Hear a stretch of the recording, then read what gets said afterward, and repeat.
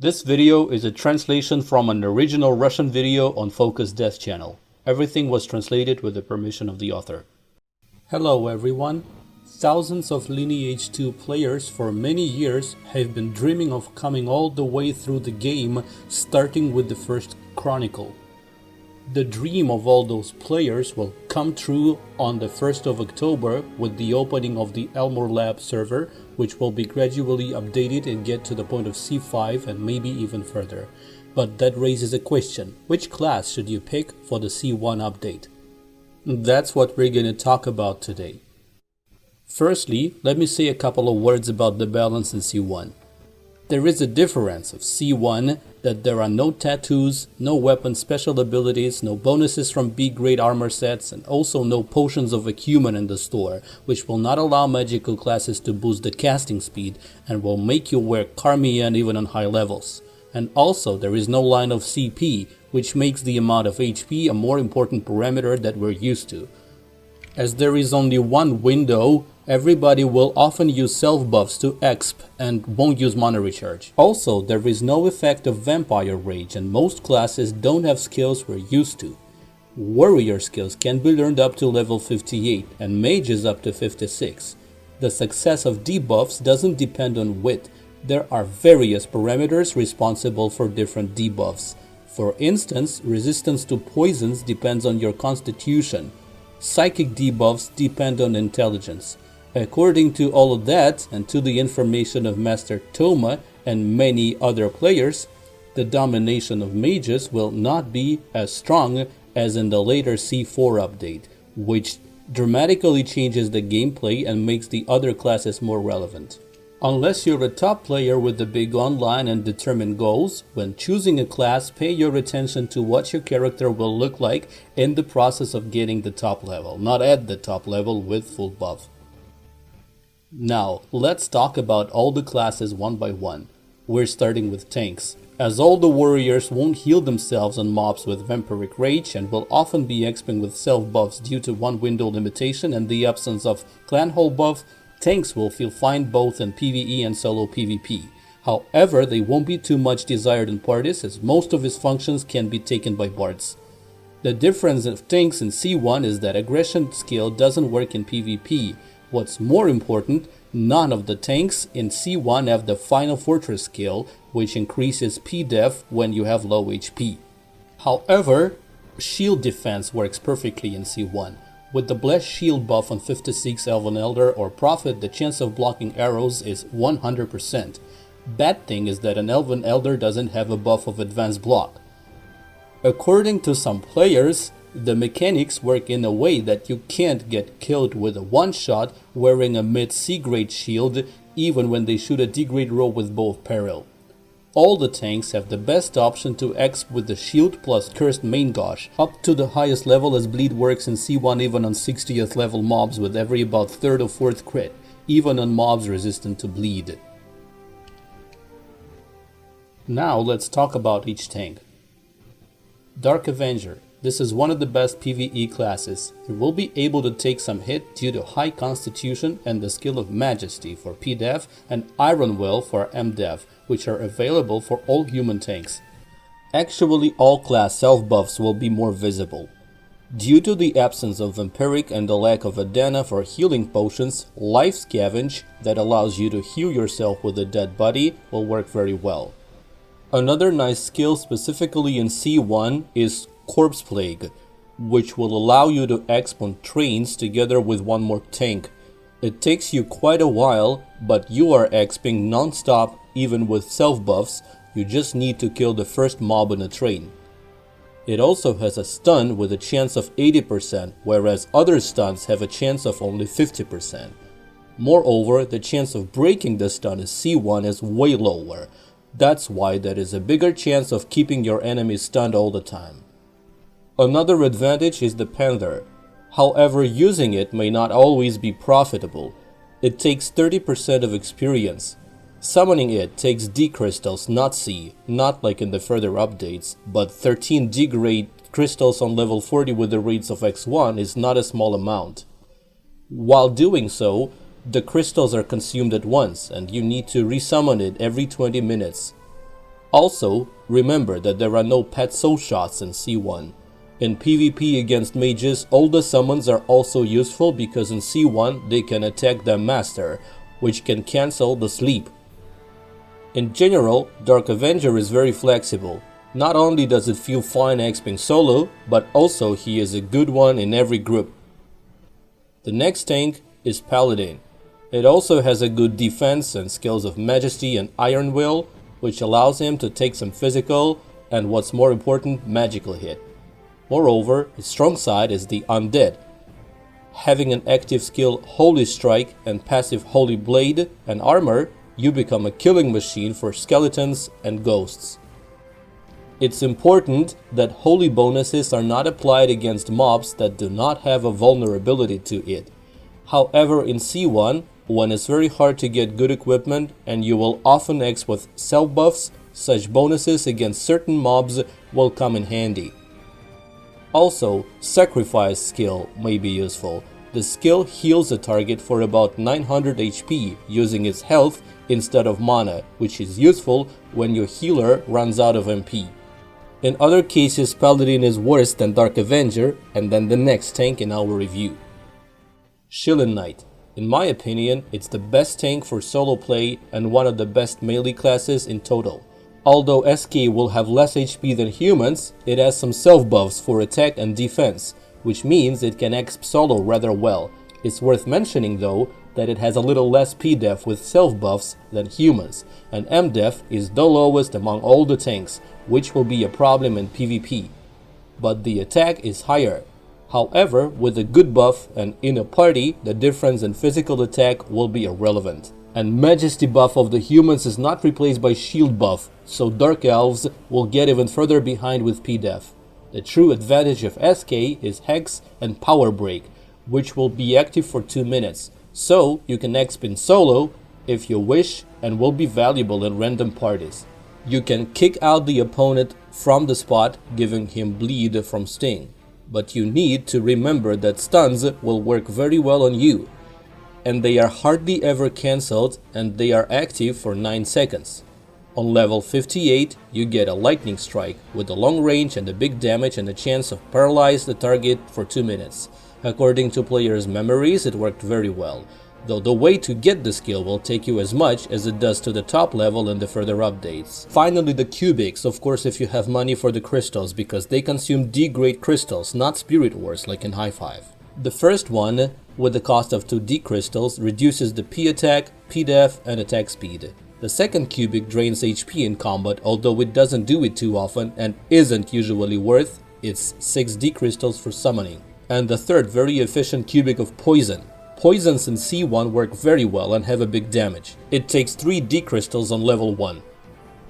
Also, just like Dark Avenger, it has a skill of Corpse Plague, which will allow him to exp together with another SK or DA with self buffs. Now, let's talk about which skills of SK you won't find in C1. It's Aegis with the defense from all sides, Final Fortress increasing your P-def with low HP, and Guard Stance increasing your defense and shield defense.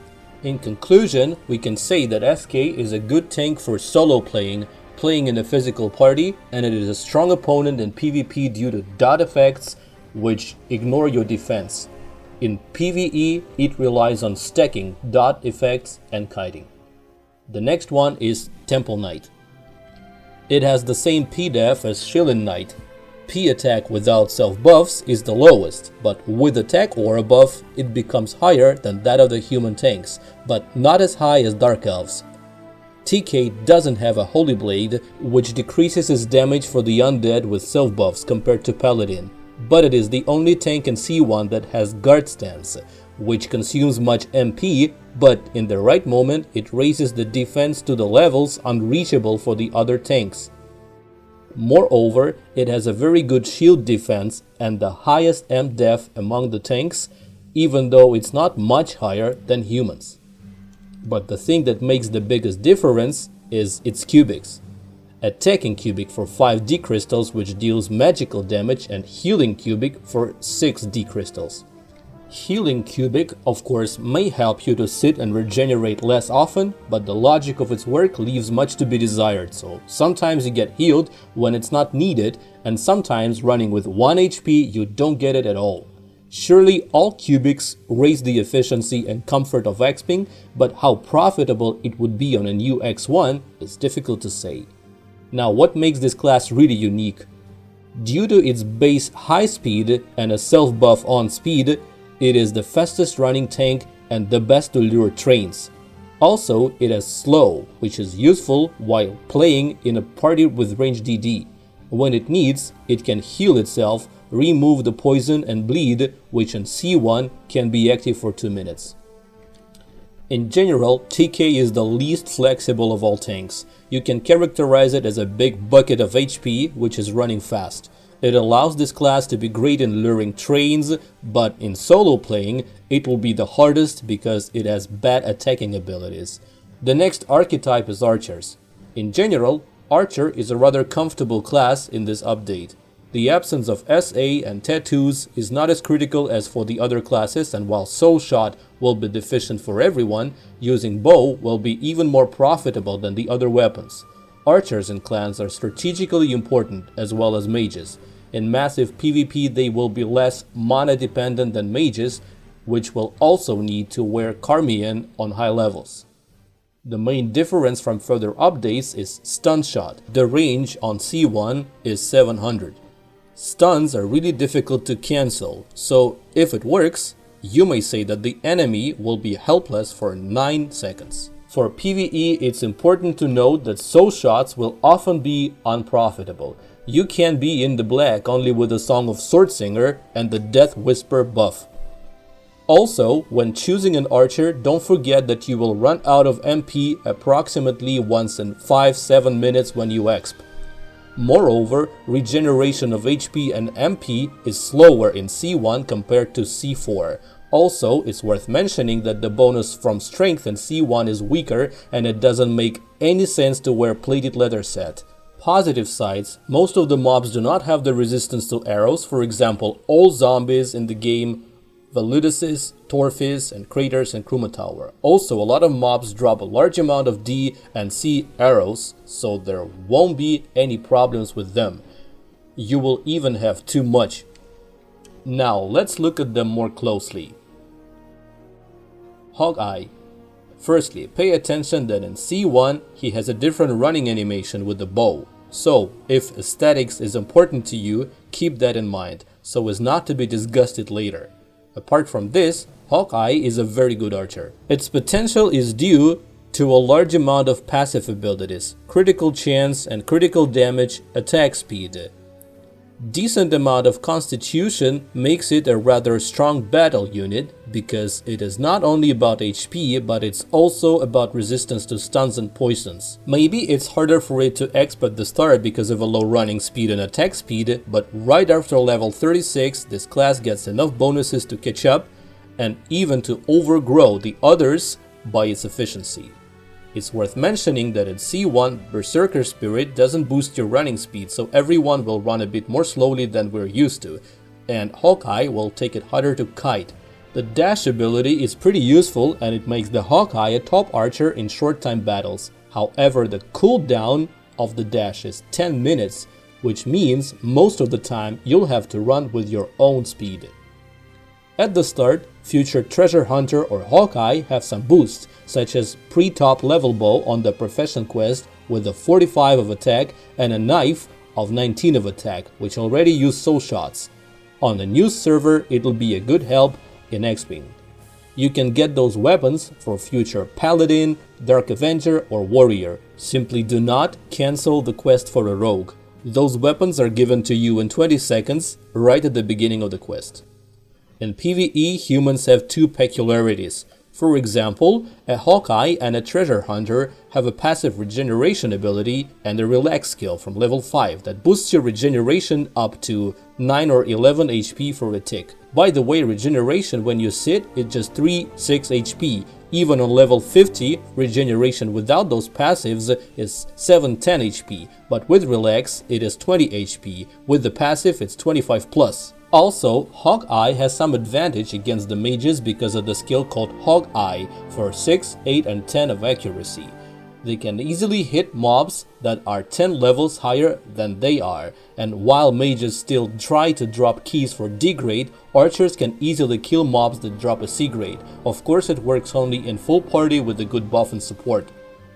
Now, about some differences from further updates. In C1, you don't have Vicious Stance and Soul of Sagittarius, which will appear in C2, and also you have no Snipe, because there are no skills upper than level 58. Also, the bonuses from your strength in C1 are way weaker than those in the further updates. As a conclusion, the advantages of Hawkeye is a high potential on high level and big survival abilities. The advantage is not the fastest start because of a low running speed and lower stats for PvE and PvP with self buffs. Silver Ranger. According to some players' opinions, this is the top physical class in PvP. By the way, even Korean players had a lot of complaints because of its imbalancedness. Very decent class, especially at the beginning because of high base running speed, attack speed and accuracy. You can remove poison and bleed, and you can heal yourself when you need it. Just like Hawkeye, in C1 you can't find Vicious Stance and Soul of Sagittarius. SR has a very high potential for solo PvE because of self buffs for physical attack, P-Def and racial Spirit Barrier for M-Def and of course Sprint for running speed. Also a very good Entangle skill, which reduces the enemy's speed for 15, 30 and even 50% depending on the skill level. All of this makes SR a top archer for Kite and the most self-sufficient character to play with self buffs. Disadvantages: weaker critical damage compared to other archers, especially you can notice it on high levels. Phantom Ranger, a very specific archer among all. This will be suitable only for the fans of the class. Very low constitution and low HP, and what's more important, vulnerability to stun and some other debuffs make this class very fragile. Of course, a PR has the strongest critical damage in the game, but the difference is not so huge. Compared to Hawkeye, that has the same passive abilities and just 1 point of strength less, the damage will be different only for a couple of percents, but the critical chance will be way lower. Vicious Stance and Soul of Sagittarius in C1 do not exist. Also, some people can remember the imbalanced skill from Classic, Fatal Counter, that increases damage with the reduction of your HP. However, it will appear only in C3. The advantages of PR are Poison, Hex, Power Break, and Freezing Strike, which you can apply to the non-aggressive player. Nevertheless, those are mostly close combat abilities, which will be very difficult to use. Self-buffs for attack and defense will be more useful, and they will increase its potential.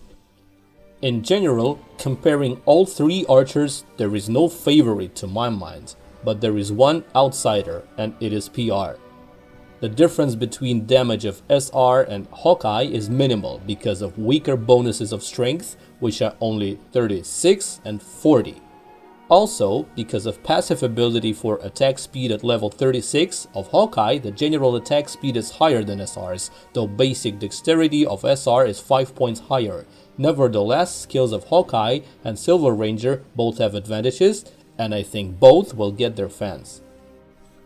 The next archetype is Daggers. These classes fill the absence of SA and tattoos and also suffer from the absence of Vampiric Rage as well as the other melee classes.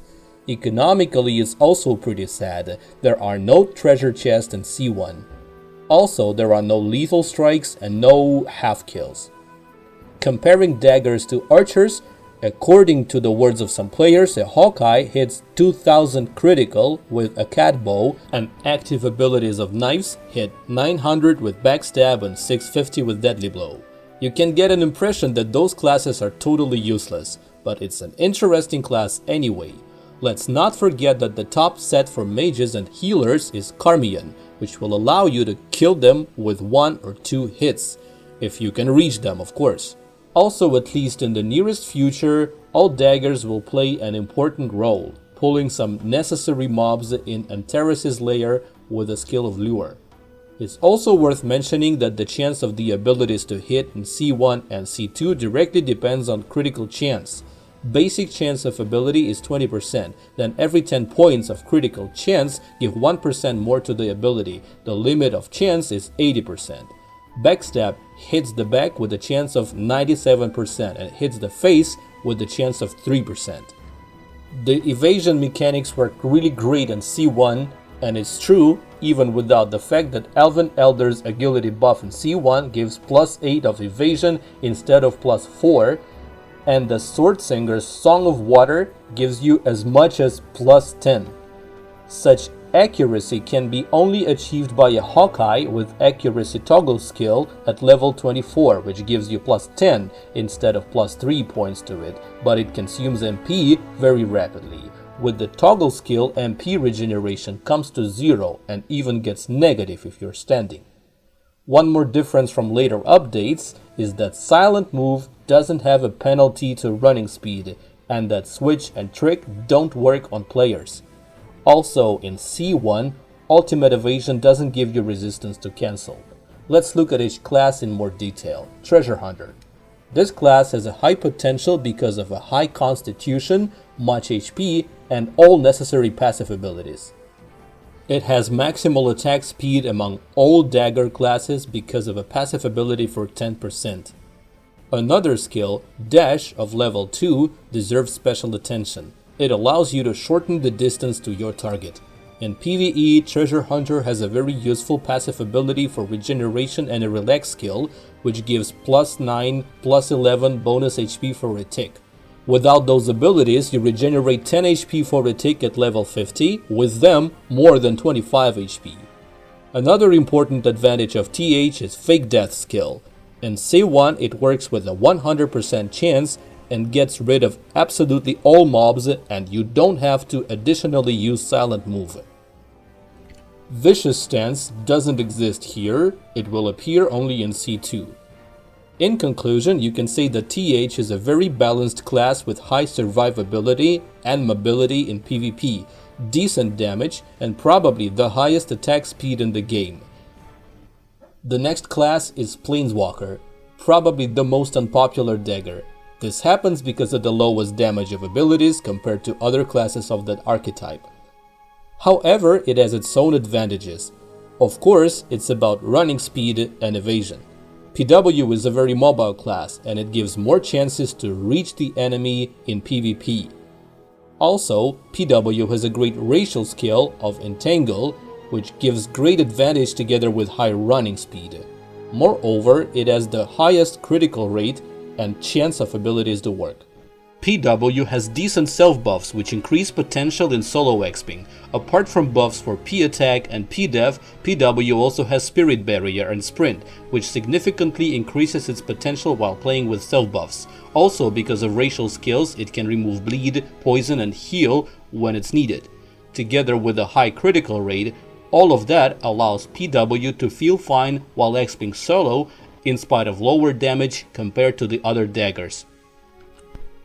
Also, just like Treasure Hunter, PW has Fake Death with a 100% chance, and it can easily get rid of trains, and absence of Silent Move in C1 is not relevant as mobs stop following you anyway, but running through aggressive crowds in C1 won't be possible. But don't worry, Silent Move will appear in C1 together with Blinding Blow, and in C2 you get Vicious Stance and Chameleon's Rest. In general, this class is not so popular, but it has its own perks and some style of playing, so it will definitely find its fans. Abysswalker.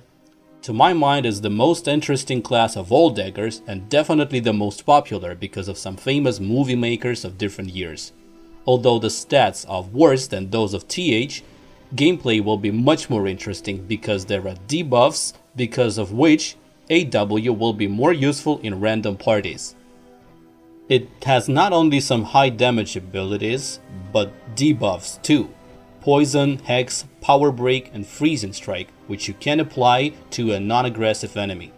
Also, Abysswalker has very strong PvE, even though it has a low critical rate. Apart from Hex, it has a very powerful link. Sting plus Poison plus Cursed Main Gauche, as Main Gauche and Sting stack together, but Bleed of TH and PW do not stack with this weapon. Like TH, AW has Silent Move, which in C1 doesn't reduce the movement speed, but the absence of Fake Death will not allow AW to switch the trains to the other players, lacking abilities in C1, Vicious Stance and Blinding Blow. With the full buff, Abysswalker will get very far behind from other daggers with low critical rate, which is responsible for the chance of its abilities to work. The reason is the different mechanic of how Song of Hunter works in C1. Here, it multiplies the current critical chance by 2, so compared to the other daggers, it'll be too much worse in chance of abilities to hit. Critical rate with level 3 focus plus Song of Hunter is 355 for Abysswalker, 480 for Treasure Hunter, and 502 for Plainswalker. Also, AW has low constitution, so a high vulnerability to stun, and it doesn't have such movement speed as PW, and there is no dash like TH has, which strongly decreases the chances to reach the target or to retreat. However, in PvE and PvP with self-buffs, this class will be really good. Moreover, in C2 with tattoos and weapon special abilities and vicious stance skill, all daggers will get so much better.